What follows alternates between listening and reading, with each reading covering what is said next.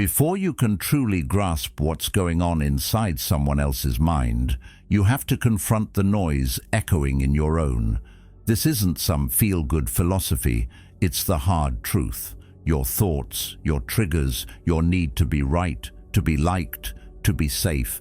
These don't just affect how you feel, they shape how you see. When your inner world is unsettled, you're not observing others clearly. You're watching them through the fog of your own emotion. That's not reading people, that's reading your fears.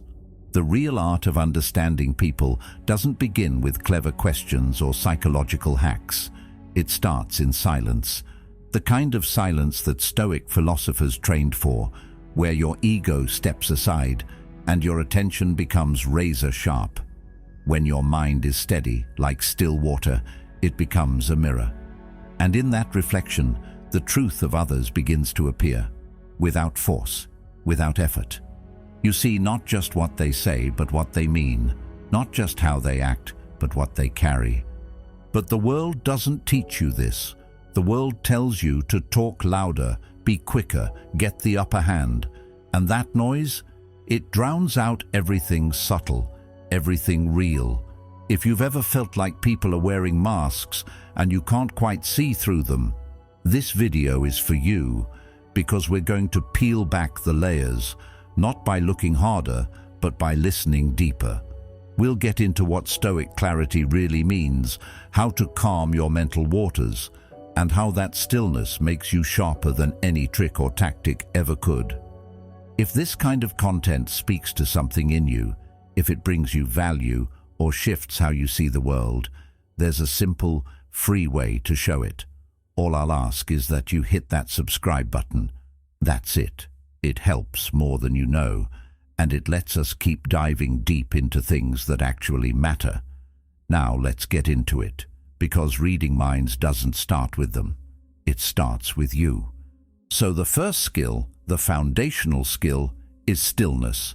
Not the passive kind that numbs or avoids, but the living, aware kind that watches with full presence. It's not about freezing or zoning out. It's the kind of stillness that sharpens your senses, widens your field of attention, and removes the static of your own ego. No judgment, no need to fix, defend, or prepare a clever reply. Just presence. Carl Jung once said, "Who looks outside dreams, who looks inside awakes." This type of stillness is the beginning of that awakening, not through introspection alone, but through the disciplined act of not reacting. To truly listen, your mind must stop racing to respond. Have you ever sat with someone, not just hearing them talk, but actually feeling the rhythm of their voice? The way their breath changes when they touch something raw, the silence they sit in before they finally reveal something real. Those moments are rarely loud. They don't come wrapped in perfect sentences. They live in the hesitations, the flickers of discomfort in someone's posture, the shift in tone so small you could miss it if your mind is elsewhere. But most people do miss it, not because those signs are buried, but because they're not quiet enough inside to notice. Our culture teaches speed. It praises the quick comeback, the instant analysis. But wisdom doesn't rush.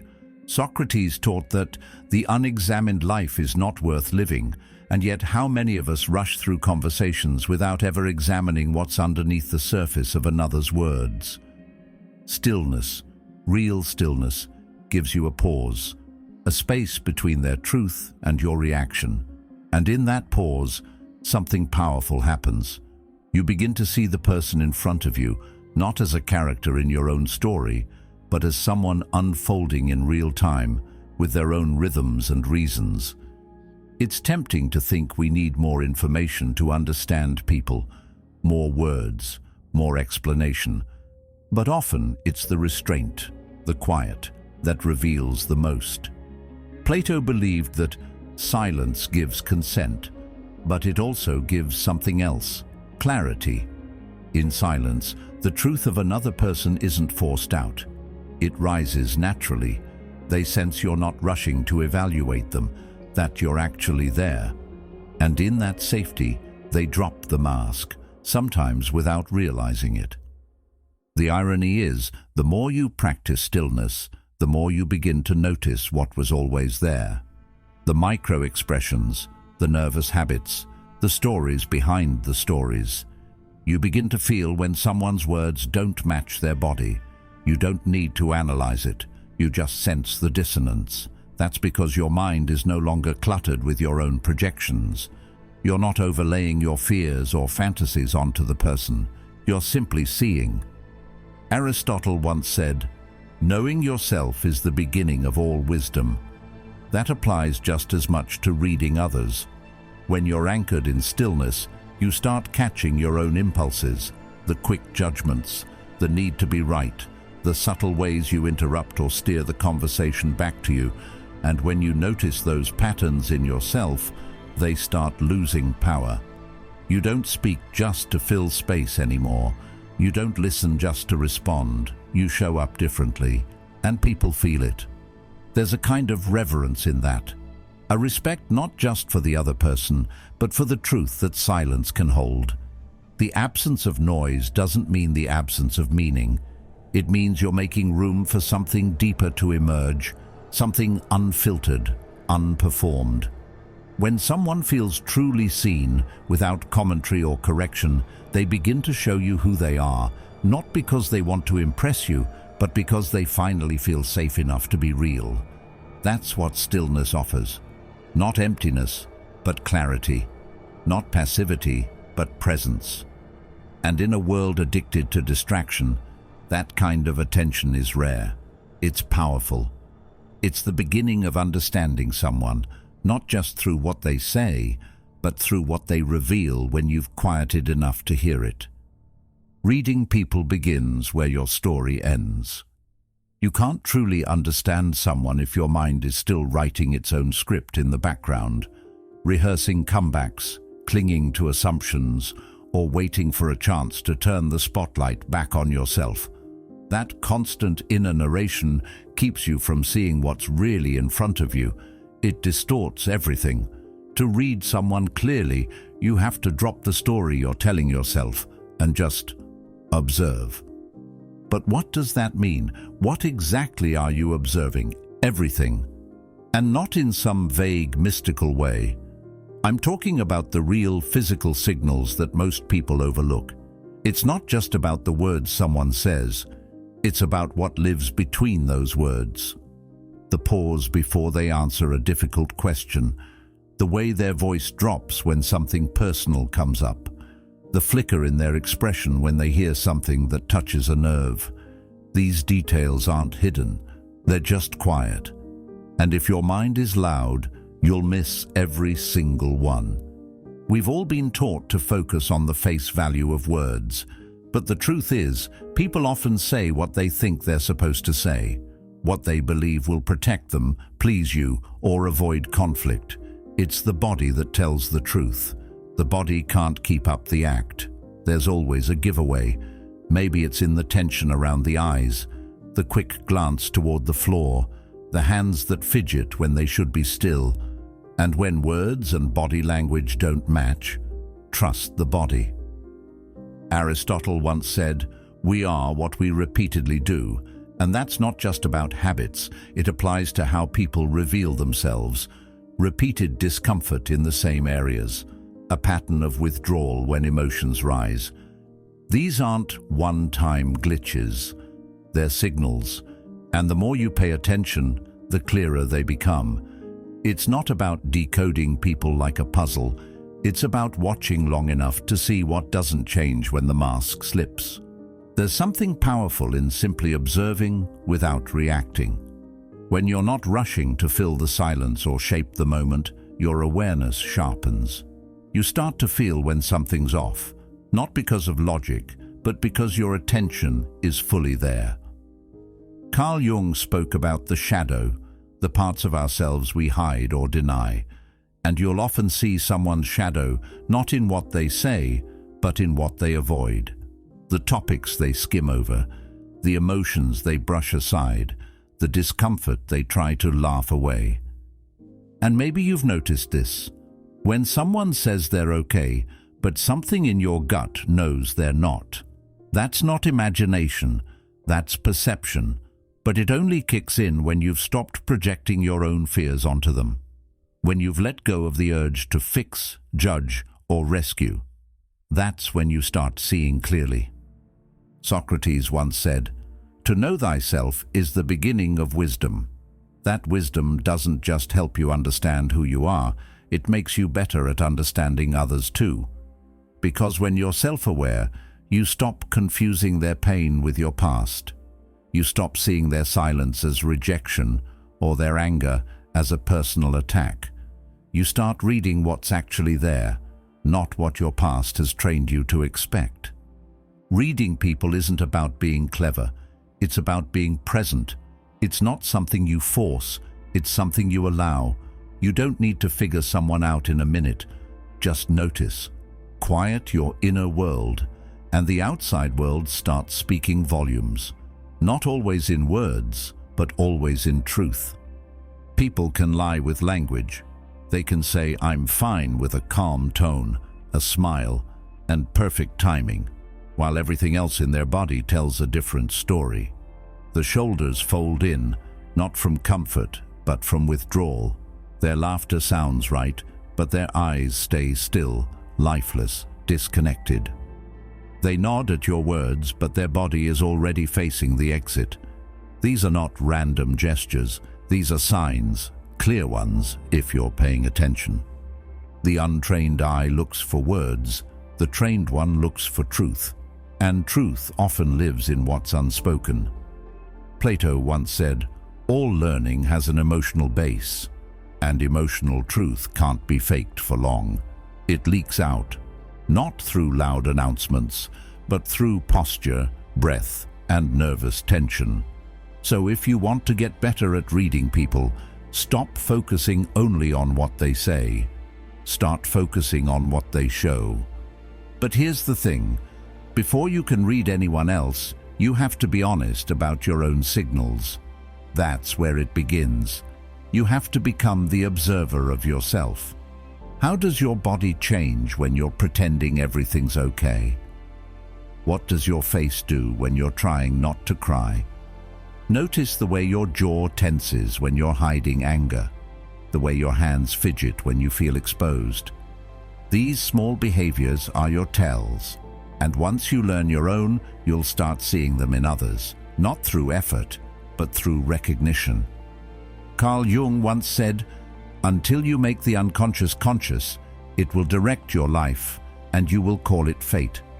That includes the unconscious movements of your body, the things you've been doing for years without even realizing. Your body remembers everything, even when your mind tries to forget, and so does everyone else's. The more honest you are with your own body's truth, the more easily you'll spot the same in others. Reading people isn't about mind games. It's about paying attention to the parts of communication most people overlook. Think about it. When someone you know walks into a room and says they're okay, but you feel they're not, that's not magic. That's presence. That's you catching the misalignment between what they're saying and what they're showing. The more still you are inside, the louder those subtle signals become. And it's not about overanalyzing every move someone makes. It's about seeing patterns over time. That's where the real story unfolds, not in a single twitch or glance, but in the way those behaviors repeat when emotions rise. Socrates taught that an unexamined life is not worth living. And if you're not examining your own signals first, your interpretation of others will always be tinted with bias, assumption, or projection. So you start by watching yourself. You study your reactions, your tension, your deflections, not to criticize, but to understand. The more clearly you see your own habits, the more those patterns start to make sense when you see them in the people around you. Their silence won't confuse you. Their forced smile won't fool you, because you've seen it before, in yourself. This kind of awareness doesn't just make you more observant, it makes you more compassionate. When you recognize someone else's mask, you don't tear it off. You understand why it's there. You've worn one too. And that understanding, that calm presence, is what draws people out. Not pressure, not questioning, just your quiet ability to see beyond the surface without judgment. Reading others starts with reading yourself. The body speaks, always. It's your job to learn the language, not to manipulate, but to connect. Because behind every movement, every pause, every shift in energy, there's a story waiting to be seen. Self-awareness sharpens external awareness. It always starts with you.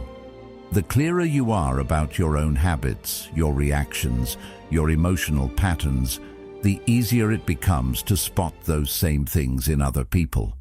But if you've never stopped to notice what your body does when you're anxious, or how your tone shifts when you're hiding something, then your ability to read others will be shaky at best. You'll be guessing. And guessing, especially when it comes to human behavior, is dangerous. You might mistake silence for rejection, or confidence for arrogance.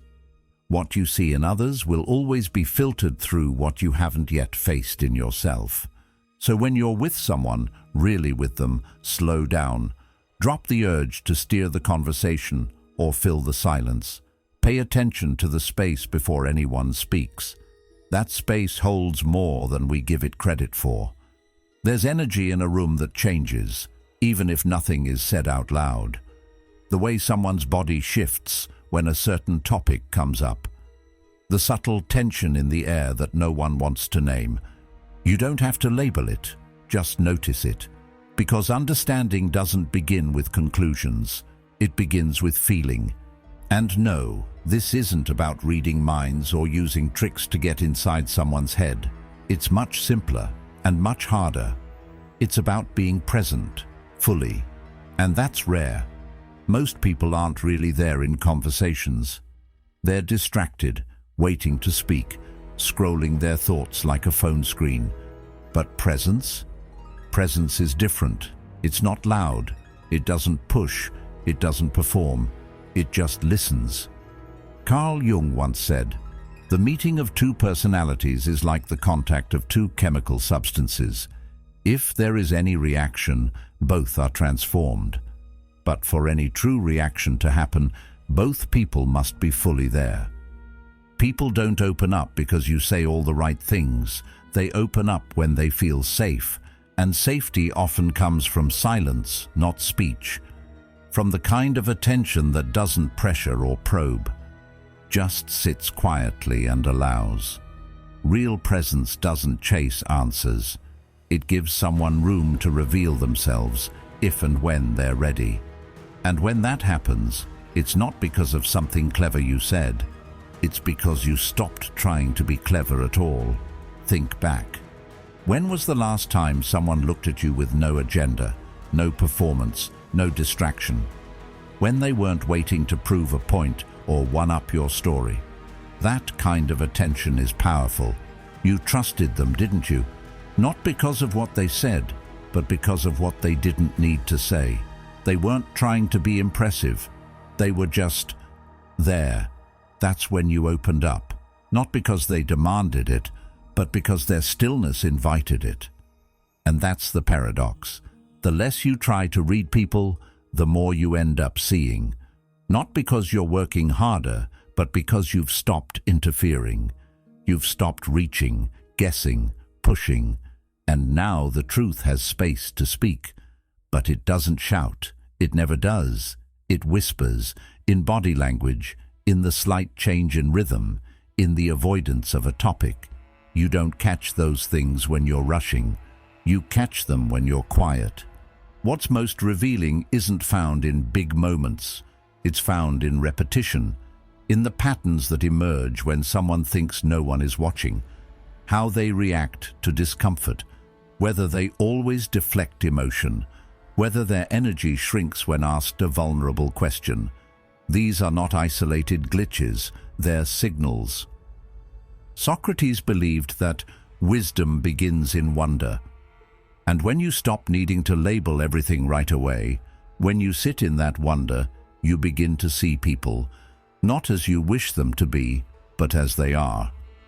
Anyone can appear calm once. They can hold it together during a quiet moment, give a kind word when it's easy, tell the truth when the stakes are low. That doesn't make them calm, kind, or honest. It just means they had one moment where everything aligned. But if they start breaking down when pressure shows up, if they lie when they feel cornered, deflect when emotions get close, or shrink the second someone sees through the surface, those aren't accidents. They're rhythms, patterns, and patterns always speak louder than isolated behavior. The mind, when pushed, reveals itself, not in the words we prepare, but in the things we repeat when we're uncomfortable. Carl Jung said, "Until you make the unconscious conscious, it will direct your life and you will call it fate." People live out their unconscious habits like a script over and over, especially when no one's watching. The way someone reacts to discomfort, how they avoid certain topics, the way they switch the subject every time emotions come up, that's not coincidence, it's communication. And your job isn't to label it or jump to conclusions. Your job is to observe, to witness, not from a place of control or judgment, but from presence. Let the patterns unfold. Let their choices stack up over time. One action might mean anything. Two might still be unclear, but 3, 4, 5, the rhythm becomes visible. That's when you start to understand how someone truly operates. Socrates once warned, "The only true wisdom is in knowing you know nothing." That includes people. If you try to define them too quickly, if you rush to pin down who they are based on one interaction, you'll likely get it wrong. Most of what we are isn't visible in a single conversation. Real understanding takes time. Let that be okay. And maybe you're wondering, what if I still misread? What if I get it wrong? Here's the thing, you will. Sometimes, everyone does. We're not built to be perfect readers of people. We bring our own stories, our own triggers, our own past into every observation. But the goal isn't to be perfect. It's to be open, to pay attention, not with suspicion, but with curiosity. To let people show you who they are, not by what they say once, but by what they repeat without realizing it. Patterns don't lie. They may not always be loud, but they are honest. And when you stop pushing, when you stop rushing to define someone, those patterns begin to show themselves naturally. All you need to do is wait. Let the rhythm speak, and when it does, believe it, not as a final judgment, but as a quiet truth that's been there all along, just waiting to be seen. Clarity isn't about being certain.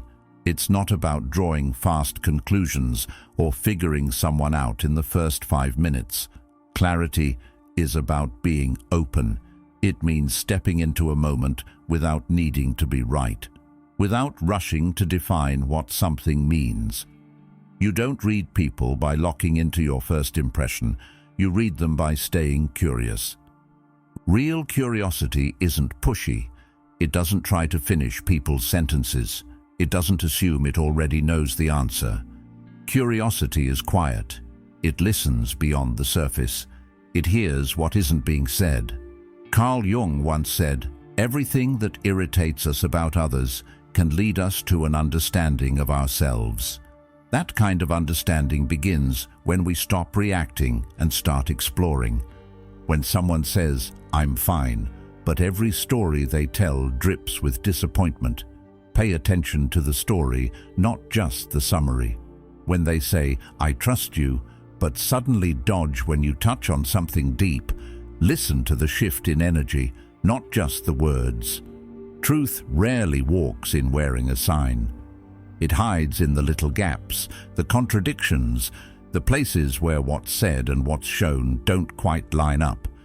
And contradiction, more often than not, is where the truth lives. Not because people want to deceive you, but because people are complicated. We're always balancing who we are with who we think we need to be. So if you're only listening for consistency, you'll miss the real stuff, the uncertainty, the fear, the unfinished thoughts. Those are the pieces that matter. That's why you need something deeper than analysis. You need presence, a groundedness that doesn't move every time someone else's energy shifts. Because the last skill, the one that pulls all the others together, is this: hold your center. If their anger makes you flinch, if their sadness drowns you, if their silence makes you spiral, you're not reading, you're reacting. And when you react, you lose the signal. You can't see them clearly because your emotions take up all the space. As long as you're tangled in your own feelings, there's no room to notice what's actually unfolding in front of you. But if you can stay steady, if you can feel their tension without tightening up yourself, if you can witness their fear without making it yours, then something powerful happens. You become the still pond, and people, without meaning to, start showing you who they are. Not because you pressed them, not because you figured them out, but because they felt safe. They sensed that you weren't trying to control or judge or fix them. You were just there, open, present.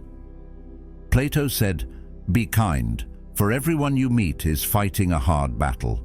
That battle isn't always loud. It doesn't always show up in clear, obvious ways. But when you're calm enough, quiet enough, attentive enough, you start to notice what others miss. The tremor in the voice, the shift in the eyes, the pause that carries weight. And none of that requires certainty. It just requires presence. When you hold your center, you become the mirror. And in that mirror, people begin to see themselves, not the version they rehearse for the world, but the one that slips through in honest moments. That's where real connection starts, not in knowing everything, but in making space for what wants to be seen. In the end, the quietest presence often hears the loudest truths. You don't need to chase understanding, just create the stillness for it to arrive. If this spoke to something in you, there's another video on the screen now that'll take you even deeper. Thank you for being here and for being a part of Stoic Journal. The journey continues, not in noise but in awareness. Stay grounded, stay curious, and I'll see you again soon.